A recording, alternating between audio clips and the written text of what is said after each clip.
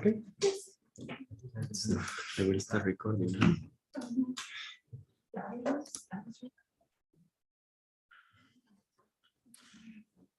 Okay.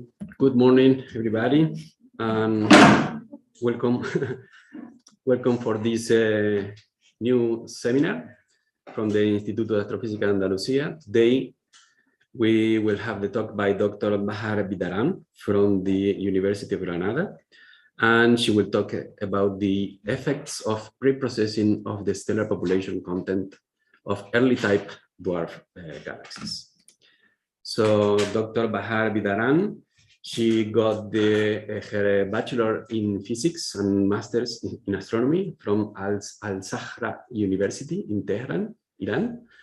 Then in 2015, she went to the Astronomy Institute of Netherlands to work with H1 observations for ultra-compact high-velocity clouds as a summer internship.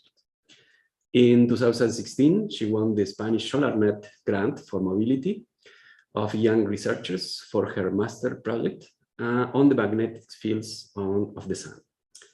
In 2017, she started her PhD in Heidelberg University as part of Sundial International Collaboration. During her PhD, she worked on the formation and evolution of dwarf galaxies in clusters.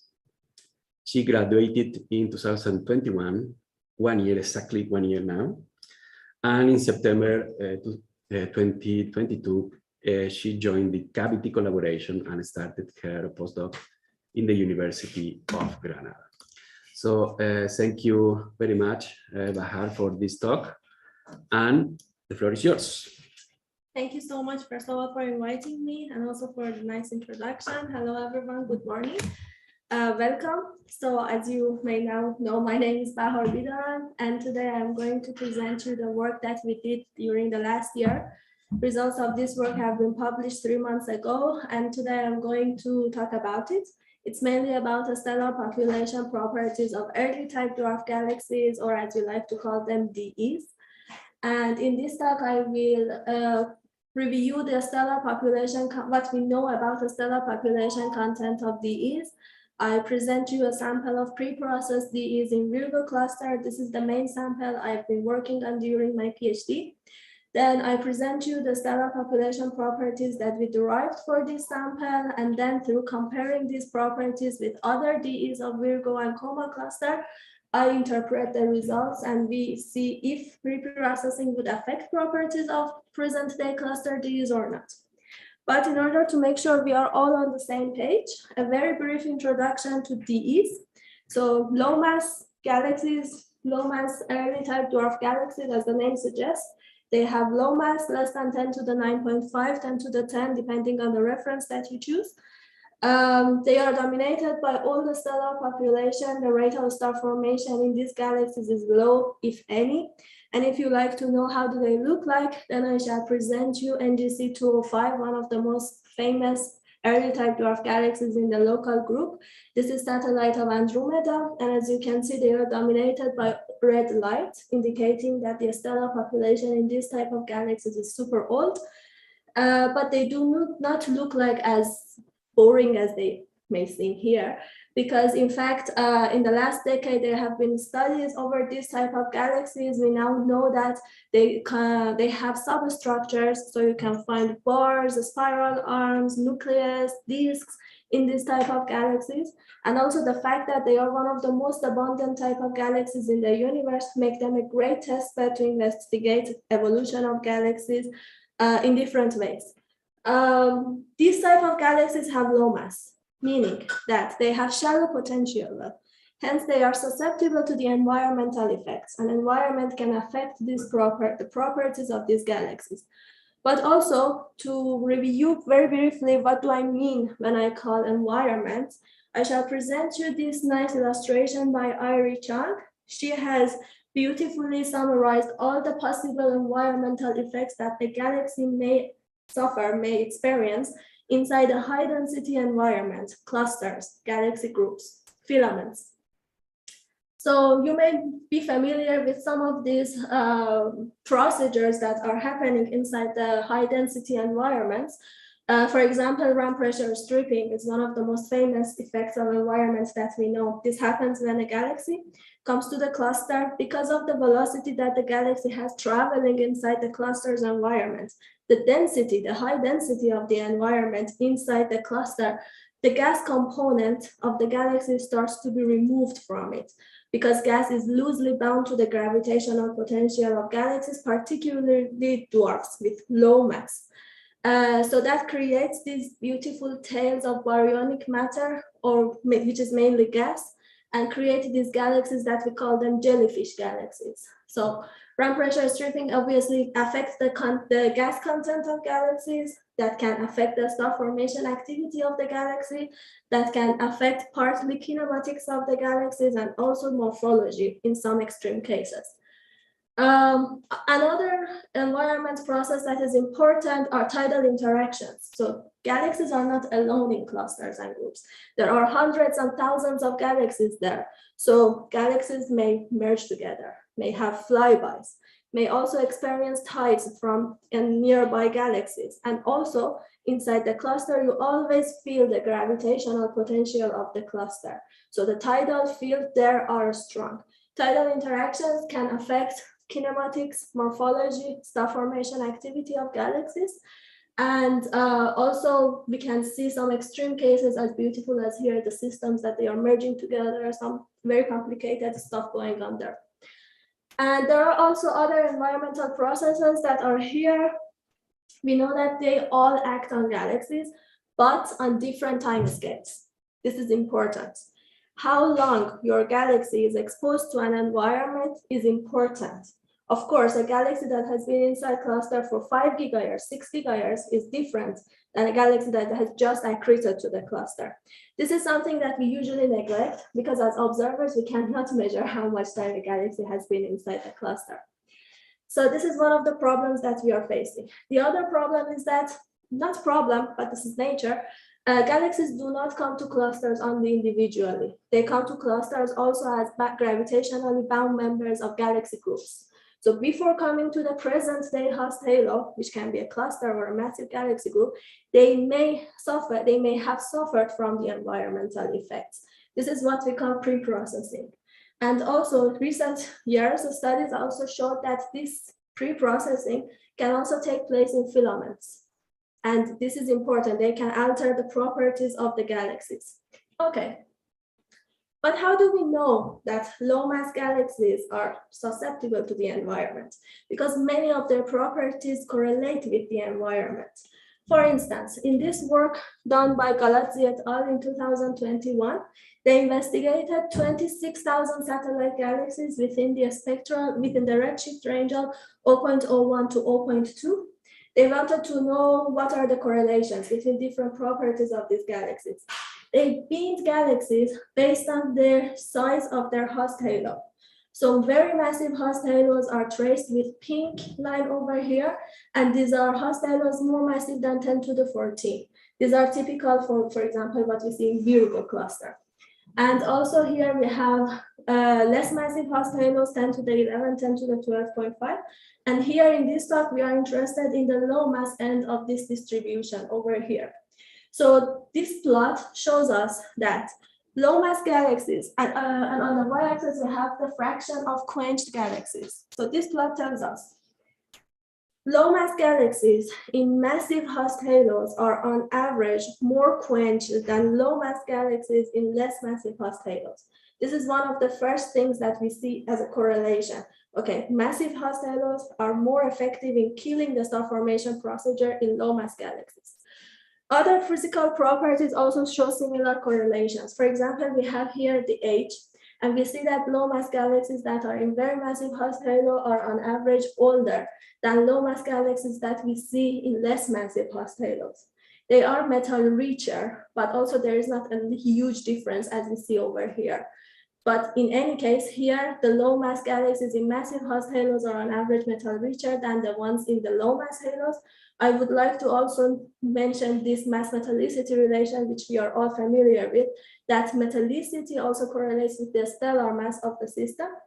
And also for alpha over Fe, the difference is not that much, but we see that within the errors, the alpha over Fe of low mass galaxies in massive host halos is higher than the low mass galaxies in low mass host halos. And also here we see also the correlation with the stellar mass.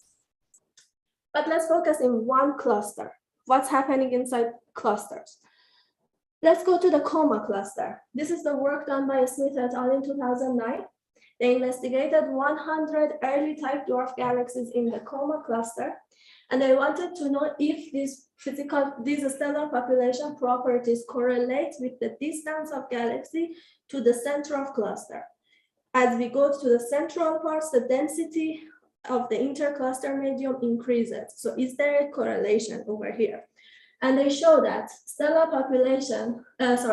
dwarf galaxies that are in the central parts of Coma are on average older, metal poorer, and more alpha enhanced.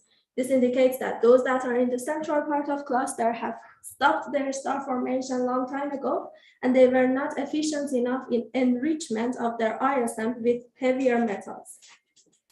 Okay, based on all these correlations that we see, there are many formation scenarios proposed for dwarf galaxies because they are one of the most abundant type of galaxies in the universe, but we don't know how do they form. There are many scenarios suggested. Two of them have gained further popularity. The first one is based on the work done by Cormendi in 1985, indicating that perhaps dwarfs are remnants of low-mass late-type galaxies that fall into the clusters into massive galaxy groups and transformed because of the environmental effects, all that I explained thus far. And there are many observations supporting this scenario. And there are another group of people saying that, look, we have primordial galaxies formed in the early universe, low mass, small galaxies, pressure supported, old, dominated by dark matter. And in the central parts of clusters, we see similar galaxies over there. So maybe at least part of present day dwarf galaxies are those primordial objects that did not go through any mergers. These are two formation scenarios, but disentangling between them is not easy. We are talking about clusters, and with just a snapshot of one time of cluster that we see as observers. We cannot track galaxies to see what happened to them. To explain what are the difficulties for us observers to disentangle between these two formation scenarios, let's go to the Virgo cluster. The first problem we have here is the central part and the projection effect that we have.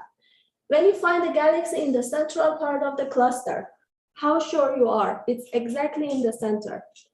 It's in the projection, right? So it can be anywhere between you and the central part of cluster. It can be in the outskirts. So it's not easy to disentangle between different populations in the central parts of clusters. The second problem we have is pre-processing. How are you sure that the galaxies that you see here today in the cluster have been transformed because of being in the cluster, not transformed somewhere else and accreted to the cluster? This is another thing that prevents us from making robust conclusion that yes, this is the formation scenario. No, that's not the formation scenario. The other problem that we have are substructures. For example, here in Virgo, you see Virgo is a dynamically evolving cluster. It's not relaxed. And there are some high density environments over here and here. So when you do basic plots of stellar population properties, galactocentric distance, you are not taking care of these high density patches over here. And also the time that you spend in the cluster as a galaxy matters. Have you been there 1 gigayear? Have you been there 5 gigayear? What's going on? About time, there is the phase and space diagram that may help us. So we know that position of a galaxy on the phase and space diagram changes as the galaxy goes through several pericenter passages and gets virialized inside the cluster. Imagine you have one galaxy in point A, the beginning of accretion to the Virgo cluster. The galaxy resides here on the phase and space diagram. Then the galaxy starts from point A to go to point B, which is the first pericenter passage. And the position of galaxy on the phase and space changes from point A to point B. Then the galaxy goes through the first pericenter passage, point C, that depending on the kinetic energy of the galaxy can be inside the cluster or outside the cluster. This is dangerous because there are studies investigating galaxies in the fields, and there is always the chance that they are backsplashed galaxies. They have already felt the environment for the first time. Anyhow, this position changes and goes to the point C over here. As the galaxy goes through more pericenter passages, its position of course changes and it becomes virialized. So maybe we can track galaxies, or we can assign a time to the galaxies that have been accreted to the clusters. Many studies have been focused on this, and here today I want to present you the work done by Pasquale et al. And Smith et al. In 2019. So having that idea, having that concept in mind, they went to the simulations, because with simulations, we know how long a galaxy has been inside the cluster. We can track them. And they started to track satellites falling into the clusters or high density to massive host halos. And then they started to quantify different zones of the projected phase space diagram. So if you, for example, take Coma cluster as your massive cluster, you construct a projected phase space diagram, and then you start to take one galaxy from that cluster, you put it here. For example, it falls in zone 5. According to their study and the table that they presented in their work, in zone 5, it means that your galaxy has been inside this massive cluster for about 3.4 gigayears. So this is an average.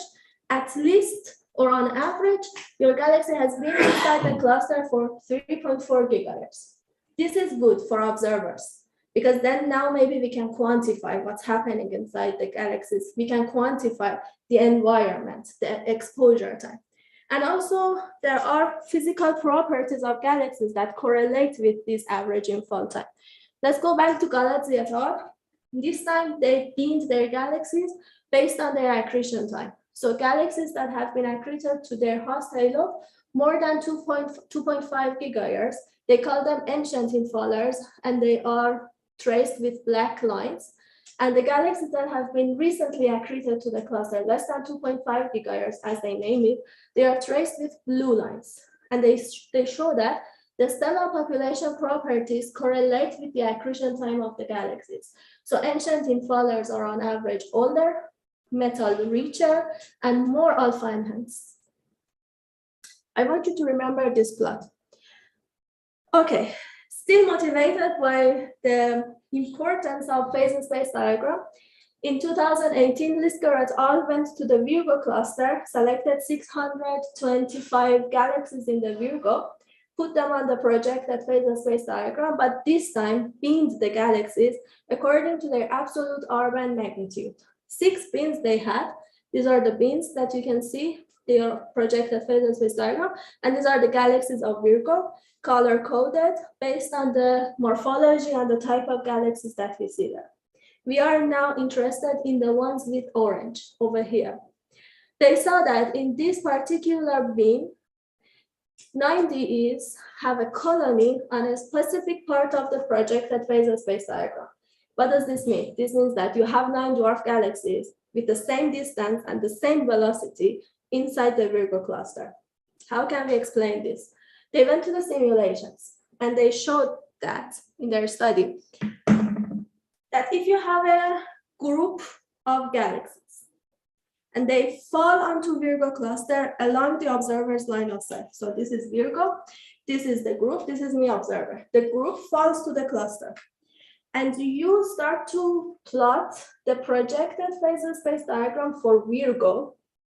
And I mean, by Virgo here, they had a massive host halo as massive as Virgo, not necessarily Virgo with all its special cases, its character. You see that after 2 or 3 gigayears, the distribution of the galaxies, satellites of that group mimics a similar distribution that we see in this panel over here. Based on this, they concluded that maybe these 9 dwarfs are part of a galaxy group merger to Virgo taken place 2 to 3 gigayears ago along the observer's line of sight. They could be a perfect candidate to investigate pre-processing in these galaxies. We were not sure about the accretion time. So, and this is the accretion time coming from simulation predictions, right? So we went back to the projected phase space diagram introduced by Pasquale. We put these 9Ds on the projected phase space diagram. So remember, these are the zones that we were talking about. They were colored in the other plot. And we saw that the galaxies, the 9 galaxies are these squares over here, right? We saw that they have similar accretion time of 2 to 3 gigayears ago, as predicted by the simulations shown in Lisker et al. And also, let's forget about the 2 to 3 gigayears. Let's think about it that you have a sample of galaxies came to Virgo at the same time. So we can see how Virgo is affecting them. If Virgo is affecting them, it should affect them similarly, because they have been under this environmental effect for the same time, and they have similar stellar masses range between 10 to the 8.9 to 10 to the 9.2 or 3. So very similar in terms of stellar mass, very similar in terms of accretion time. Do we see this colony in the spatial distribution of galaxies in Virgo? No. These 9 galaxies are here, these squares, and there is an explanation to that. So me as an observer, this is Virgo, and this is the galaxy coming to Virgo. They are going to Virgo like this. So an observer would see them dispersed around the center of Virgo. How do they look like? These are these 9 galaxies on the top here. Okay, we observed these 9 galaxies with MUSE. We did the data reduction. We first investigated their kinematics. The kinematic results are published in 2020. And unfortunately, today I don't have much time to go through that. So today I will just show you the stellar population properties of these 9 galaxies. And we decided to measure their stellar populations using Lick indices. This is one of the most common type of measuring age, metallicity, and alpha over Fe in galaxies. These are indexes that are defined. As you can see here, the indexes, and this is the reference where they are defined. And they are sensitive to age or metallicity of the galaxies, meaning that the strength of the index changes as the metallicity level or the age of the galaxy changes. So here we can have an estimate of age and metallicity and alpha over Fe inside the galaxies. We wanted to compare our results with a with a statistically meaningful sample of dwarfs in Coma and Virgo. But not many studies, there are not many studies about IFU data of dwarf galaxies inside the clusters. So we would end up with comparing 9 galaxies with other 9 galaxies, which is not really meaningful. So, but there are a lot of studies over longest lived or 1 spectrum per galaxy. So what we did here, we created an averaged MUSE spectrum per galaxy. What is that? In the MUSE IFU, MUSE field of view, we discarded the spaxels with signal to noise less than 3 because we don't trust them. And then within 1 effective radius of galaxy, we stacked all the spaxels there. So we created 1 averaged MUSE spectrum per galaxy. This is something that I'm showing here for one of the galaxies. So super high signal to noise we're gonna have at the end. And then we started to measure Lick indices over them. On the IFU data, we did also another work that I will show you some of the results later. So we measured the Lick indices, and then you also have to measure the Lick indices of stellar population models for which you know the information. SSP model, single stellar population models. We use Vazdeki's SSP models based on Niels stellar library. Here you can see the characteristics of the library that we used. And the idea is that you measure the Lick indices over SSP models for which you know the age, you know the metallicity, and you know the alpha over Fe, right? So you can create grids. Here we have H beta 0 versus Mg over Fe. And here each point is 1 SSP model for which we measure the Lick indices. They will make this grid for you. In this grid, as you can see, for example, here shown for age, from top to bottom, the age changes. So this grid here, these points here are for models with the age around 2 to 3 gigayears. And these models here are for the ages around 10, 11 gigayears. And I want you to note this degeneracy that we have here. I will talk about it later. And then you have this grid, you measure the same parameters for your galaxy, and then you start to compare based on the closest distance of your measurements and the SSP model, you can estimate the age and metallicity of the galaxy.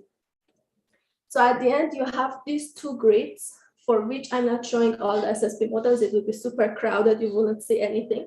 This is just to show you how things fall there. So the colored points are the dwarf galaxies that we have, these 9 DEs, and the gray lines are the SSP models. From left to right, the metallicity increases, and from top to bottom, the age increases. And then you can see that, for example, this galaxy is very close to the model with minus 0.25. We can have an estimate of the metallicity, but it's not as that naive as I'm showing you here. I will explain what's happened next. So this grid tells you the metallicity and age, and this grid gives you information about alpha over Fe, because you have two models, two sets of models, one with alpha around 0 and one with alpha around 0.4x.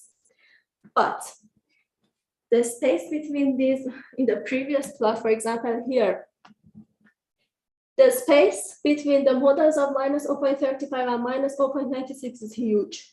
So this will be a lot of uncertainty here. Also, your SSP models that we were working on, MUSE, has only 3 sets of value of alpha over Fe, 0, 0.2, 0.4. But nature is not working like that. You know, we can have different alpha over Fe. So how can we overcome this limitation? We interpolated our models in this grid based on the age and metallicity. So we decreased the space between the points that I showed you so that we can have this continuous model as you see here. And of course, here the degeneracy is like folded, right? So the degeneracy in the old ages is evident. It means that if a galaxy falls here, you cannot be sure saying that this galaxy is 8 gigayears or 14 gigayears or 12 gigayears. This is the degeneracy people are talking about when they want to measure or fit all the stellar population models. And here, for alpha over Fe, we not only interpolated, but also extrapolated the models. So the final alpha over Fe range that we are measuring is between 0.8 and minus 0.3. And then we ran fitting. This is a 4-step fitting procedure based on chi-2 minimization approach, for which I have explained it extensively in the paper that is published, but also if you're interested, we can go through it after the talk. Today, we don't have time for the much technicality. Let's jump to the results then. Okay. 3 histograms over here shows you age, metallicity, and alpha over Fe for the 9 galaxies shown in red histograms. For dwarf galaxies in Virgo, DEs. They are all similar type of dwarf galaxies, early type dwarfs. Virgo traced by pink histogram and DEs in the Coma cluster with gray histograms. I want you to remember from this point until end of the talk that all the galaxies that we compare have similar stellar mass range as our own galaxies. Why? As you saw in the beginning, metallicity and alpha over Fe depends on the stellar mass of the galaxy. And we wanted to watch that effect. We wanted to see if there is if there is a difference. That difference is purely because of environment or not. So this is a comparison sample with the similar stellar mass range as our own sample, but different exposure times to the Virgo or Coma cluster. Okay. In terms of age, we don't see much difference between our 9 DEs in Virgo, DEs in Coma. Yet one thing should capture your attention, that 9 DEs with similar exposure to the Virgo cluster, why they have different ages. Why some of them are young as 2 gigayears, why some of them are 10 gigayears old. I will answer that. Then let's go to the metallicity. Our sample is not that much different than Virgo cluster, but together with Virgo, they are systematically metal poorer than the Coma cluster. Why is that so? This is my question as well. If you have an answer, I'm happy to listen to the answer. This can be due to the different characteristics of Coma and Virgo cluster. Coma is more virialized. Virgo, as I showed you, is not. It's a dynamically young galaxy cluster. And also it can be due to the lower number of Virgo DEs that we have included in this plot compared to the Coma. It was not intentional. There's not much information available in the literature. And alpha over Fe. Our 9 DEs, all of them, are more alpha enhanced than Virgo DEs and Coma DEs. And these are at the same stellar mass range, so it cannot be the effect of stellar mass. what's going on? One thing that we wanted to check is the exposure time, infall time. So we went back to the phasal space diagram, plotted, introduced by Pasquale et al. Remember the colored diagram that it was there? We reduced the zones here. So we have only 3 zones, zone 1, zone 2, and zone 3. Zone 1 are for galaxies that have been exposed to the environment less than 3 gigayears, recent infallers. Zone 2 are between 3 to 5 gigayears, and zone 3 are more than 5 gigayears, ancient infallers. And then we put Coma, Virgo, and these 9 galaxies there. If you remember the phasal space, they were occupying the similar location that I showed you first. We mark these 9 galaxies of interest with the green box over here. And as you can see, in terms of age, for galaxies of same stellar mass range and same accretion time to the cluster, we don't see much difference. Our sample have this scatter in the age, but also other galaxies in the same zone have this scatter. In terms of metallicity, we see that our sample are metal poorer than the other galaxies of zone 2. And this difference is 2 to 3 sigma. The numbers are reported in the paper. In terms of alpha over Fe, in the same zone of accretion with similar accretion time, galaxies of similar stellar mass, our sample are on average metal rich, alpha enhanced than the other galaxies, and the difference is 8 sigma. Quickly compare with what I showed you in the beginning of the talk. If you remember Smith et al., this plot for MGFE over the distance to the center of cluster, we saw that dwarf galaxies can have this high alpha over Fe, but in the center of the coma. These galaxies are in the outer skirts of Virgo. So what's going on? If you remember the Galaxy et al. Paper, based on, this was the galaxies that they quantified based on their accretion time, they show that recent infallers should have lower alpha over Fe compared to ancient infallers, but in our case, it's different. It's exactly vice versa. So again, what's going on? Because alpha over Fe traces the duration of star formation in galaxies, we decided to also derive the star formation histories of these 9 DEs. For that, we went back to that averaged MUSE spectrum, and this time we did the full spectrum fitting using a starlight. Similar stellar library, we don't wanted to add more systematic problems here. But this time, because the library I showed you had only 3 alpha over Fs, but we see that in this case, we have different numbers. So we wanted to be as precise as we can. This time we interpolated SSP models, the flux of the SSP models, based on the alpha that we measure for the galaxies. So we tried to reduce the uncertainties that different alpha values could introduce to the fit. Again, we can talk about it after the talk extensively. So we did the full spectrum fitting, and then as the result, you have what full spectrum fitting does is that you give it the SSP models. It tries to add them together so that it can create the best spectra that fits best the observed light, right? And when it finds it, it gives you the recipe. I put 2% of this SSP model with age 8 gigayears, whatever. I put 60% of SSP model. This gives you the recipe, right? And with that recipe, you can construct the profiles or star formation history of the galaxy. What we did is that we took that recipe on the y-axis are the light fractions, and on the x-axis are the ages of SSP models that we had. So here we can see that, okay, let's go with here is less chaotic. Let's go with the light blue profile, right? So here we can see that what fraction of the total observed light comes from the SSP of age 10 gigayears? What fraction comes from SSP of age 6 gigayears? And with this, we try to understand what happened in the past of these galaxies. These are the profiles that we have. So the 2 dashed lines here are 2 estimates of the average infall time of these galaxies to Virgo, one coming from simulations, one coming from projected phasal space diagram, 2 to 3 gigayears ago. We saw that 6 DEs show recent peak of a star formation at the time of accretion or after the accretion onto the cluster, and 3 DEs came to the cluster already quenched. No signs of star formation. By definition, this is pre-processing, but let's dig more into it. And also here we have on the top the light fractions, and here we have the mass fractions. Okay. Remember, all these 90s had high alpha over Fe. So let's see.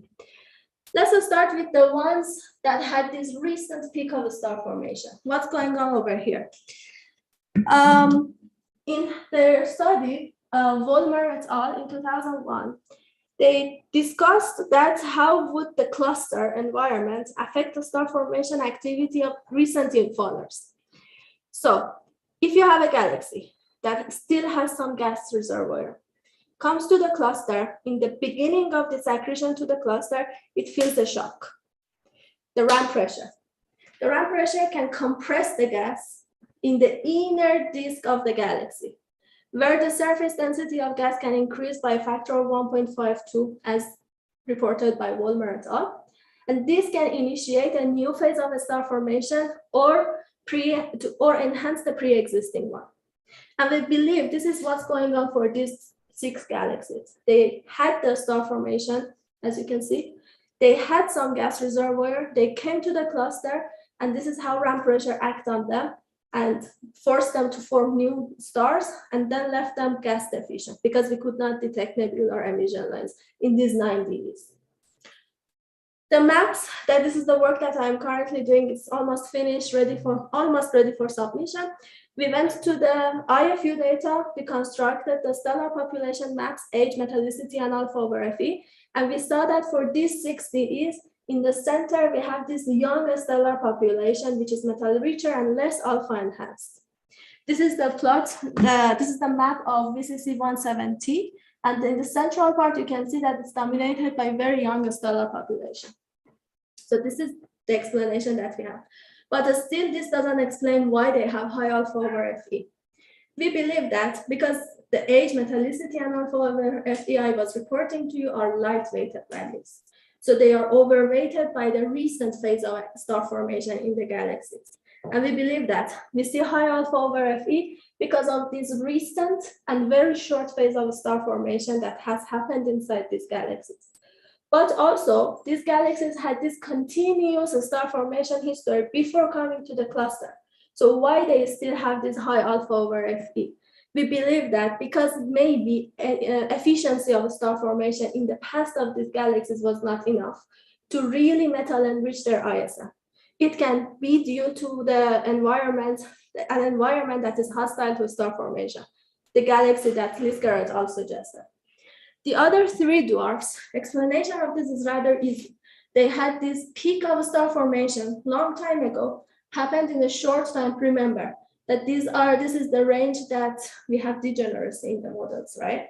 We know that they have formed these stars long time ago. This has happened, this has taken place on the short time scale.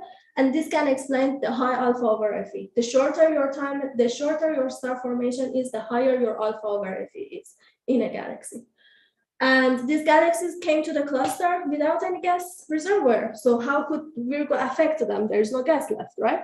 So that's how nothing had happened to these galaxies. And that's why we see high alpha over Fe in these 3Ds.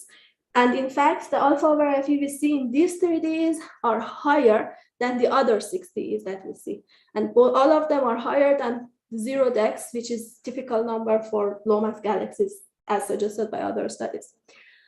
Okay, the last 2 minutes, I've tried to wrap it up and give you the interpretation that we think is valid for this case.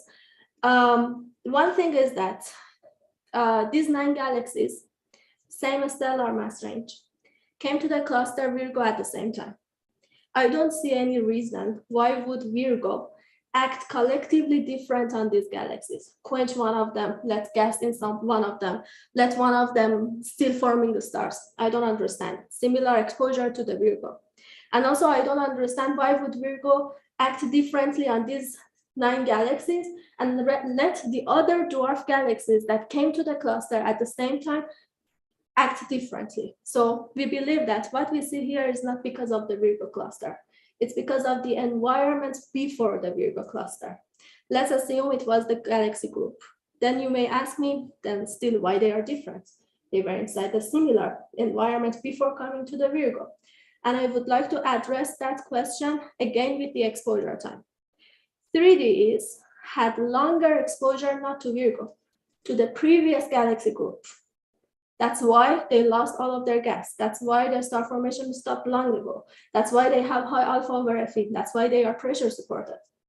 And then we have 6Ds that they had shorter exposure to the group. Group was not, still didn't have enough time to take away the gas, to affect the kinematics, to affect the star formation. But still, they couldn't form very good, they couldn't have very efficient star formation to really dilute to really enrich their ISM with the more heavier metals. And then all of them together, these 9 galaxies came to the Virgo. Virgo started the first phase of act, RAM pressure, started to act. 3Ds didn't have gas, so Virgo cannot do anything. The 6 others had some gas leftovers. So that's how the Virgo started its action and enhanced the pre-existing star formation activity or initiated a new phase of star formation.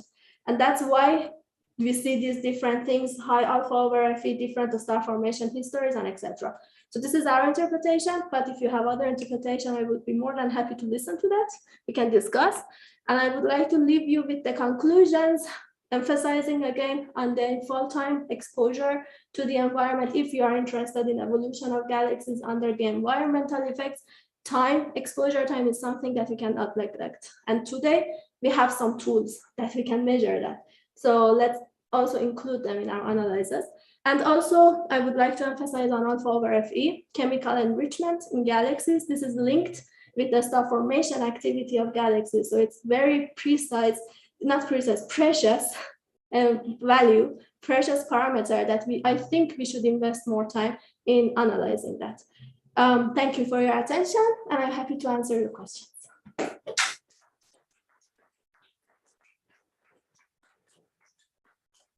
Okay, thank you very much. So now the talk is open for questions. Here in the room, Rosa. Okay, thank you very much for your talk. It was very interesting, the work that you have done. You have explained a lot of things in the talk. So I was not sometimes your argument. I wonder if you have studied, because maybe you can explain something more about how to use the alpha enhancement model with the starlight fitting. Yes. And also, if you have studied the possible generals between the metallicity, the age, and the alpha enhancement. For the full spectrum fitting. Yes. Okay, yes. Regarding the first part of your question, what we did is that the SSP models had 3 alpha over Fe values, 0, 0.2, and 0.4. But for one galaxy, we measured, for example, 0.335 plus 0.36 or minus 0.34. These are just numbers I'm just now giving, right? And then we took those 3 alpha values, we took those 3 alpha values, for example, 0.36. And then we interpolated the flux of SSP models, because you know the flux for 0.4. You know the flux of 0.2 and you know the flux of 0.0. So you can interpolate for the flux of 0.36. And we created SSP models of that particular alpha 0.36. And we used that in doing the full spectrum fitting, but within the range, also the range of errors. Regarding the second part, if we check for the mass metallicity degeneracy, yes, we checked that. It's actually presented in the paper. So we compared, because mass metallicity degeneracy, we have better control over it when we do the leak indices fitting. We can see where the galaxy is there. We can check the surrounding models that are there in terms of range of age and metallicity. But with full spectrum fitting, we cannot do that. It's somehow like a black box that it goes inside like something. But we compared. We compared the results that we get from full spectrum fitting and from the leak indices, and we saw that there is not very weird numbers or very weird ages. What a starlight measured for age and metallicity for these galaxies is similar to what leak indices also measure for these galaxies. This is what we did, but maybe there are better tests that I'm not aware of. Also, I have the impression, because you are coming also that in some way that you are collapsing or putting together many spectra. Yes. So, and also, I mean, they have some effect in the global result, because you are missing part of the galaxy where you are expecting a gradient of the age of the metallicity. Yes, true. And so how do you deal with this? So this work actually went along with the analyzers over the IFU data, constructing the maps. So the numbers that we get from the stacked spectrum and the range that we got was very consistent with what we get from the age maps. We don't have a large gradient in ages in these 9 galaxies. I can tell you that because I have seen the maps. So we know that the age number that we report here are not that much different or affected. For metallicity, we saw that there is a gradient in the central part. We have metal-richer stellar population, but also the variation is not that much high. And for alpha over Fe, we actually see this high alpha enhancement in all parts of the galaxy. In center, it reaches to 0.3, 0.25. In the outer skirts, it's like 0.5, 0.55. So the values that we report here are really consistent with the variation of the age, metallicity, and alpha over Fe values that we see in the maps. For that, I can assure you that they did not really affect the final global results we presented here. And a final comment, I would like to know what do you expect to find for the formation of dwarf galaxy if you work in VOICE?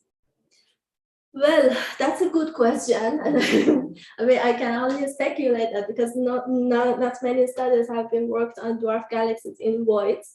But because there are a very low number of quenched and dwarf galaxies in voids, I would expect to see continuous star formation activity and lower levels of alpha enrichment in these galaxies, because they are still forming the stars, they are dominated by the gas, and they had this continuous star formation activity.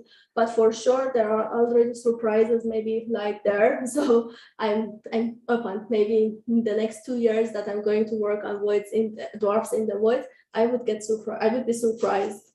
I don't know.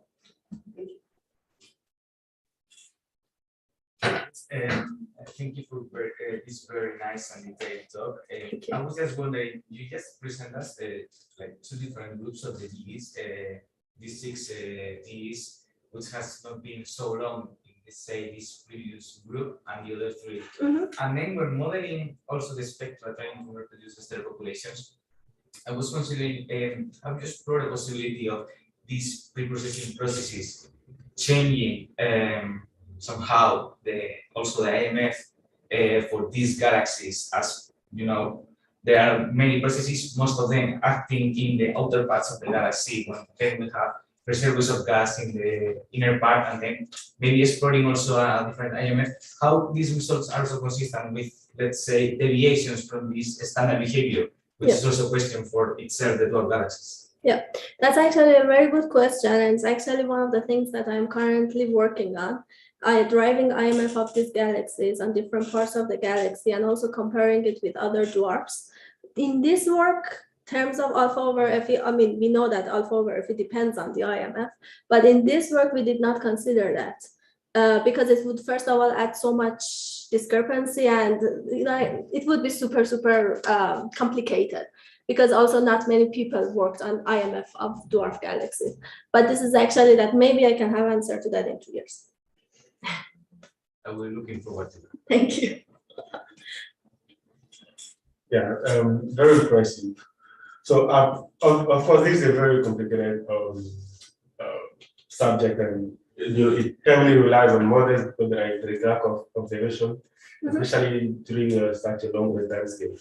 So my question is, what do you think the similarity is between the different galaxies in terms of kinematics and gas content to begin with? Of course, they belong to one group, one similar group, but they may have different internal structures, Sure. different internal kinematics, and different internal gas content.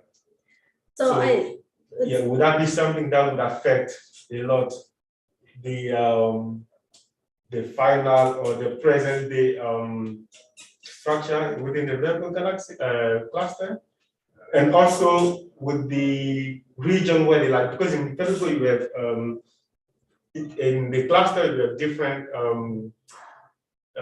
content of hot gas in different regions of the cluster. So would it be that could they be located in different regions where the gas, the hot gas has different content, intensity? So I start with the second part of the question. What you want is actually a little bit more than super complicated. It's too complicated, you know. You have to have a very precise map of the gas inside the cluster in terms of temperature, density, etc. And then you have to put the galaxies on top of that, but still you are suffering from projection. Yeah. Yeah, and the phasor space is not sensitive to the substructures inside the clusters. It just gives you an estimate of the time. But during this time, the galaxy was where in the cluster, it's another question that maybe simulation people can tell us about it, okay? And the first part of your question, if I understand it correctly, was that the initial, the first moment that the galaxy goes to the high density environment, how does that galaxy looks like affect how we see it today? Did I get it correctly? Exactly, because one of the one thing that is clear from simulation, especially regarding the ground pressure, for example, in galaxies, is that the orbit of the galaxy is very important. Yes, exactly. With respect to the cluster. Yes. One also thing that is important is the internal kinematics of the galaxy. Exactly. Especially the angular momentum. Yes. And these are very fundamental parameters in galaxy evolution. Yes. And so they may affect how the cluster is affecting the structure of the galaxy itself. Yeah, that's absolutely true. It's an open question. Like I said, it's very complicated, so you need more than to really understand that. I mean, yeah. What you are saying is absolutely true. The initial condition of the galaxy matters. The inclination it falls into the cluster matters, the orbit matters, the state of the galaxy itself in terms of kinematics, dark matter, halo. These matters. One way that you can overcome this is by increasing the number of galaxies that you observe, but not the one that we have. IFE observations are needed because you need to do the kinematics of the galaxies. You need to estimate the dark matter. You need to understand the gas component and where this gas component is resided, you know. So yes, it's a complicated thing. It requires more than one PhD to answer that, but I think we are on that way. So I think in 5 or 6 years, we can sit together and say, oh, we found it, or we know, we can quantify this, you know. Fingers crossed. Yes, fingers crossed. More questions in the room. Some participants also can make questions, so please raise your hand if you want to do a question. Yeah, one final question. go. Pre-processing in groups versus clusters. Debate. Which one is more important? I mean, is it more important in groups or inside the cluster? I would say not in groups and not in clusters, in filaments. Yes, I would say in filaments are more important because most of the galaxies that we have reside in filaments. And there are studies showing that pre-processing already is on act in filaments. So I think if you want to know what happened to the cluster, we should go through the majority of galaxies in the cluster. And I think filaments are the place to start.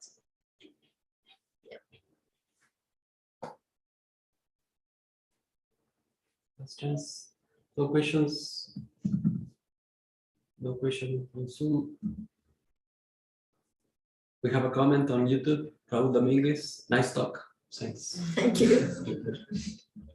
Okay, seeing no more questions, we can close the talk here. Thank you very much. Thank you so much.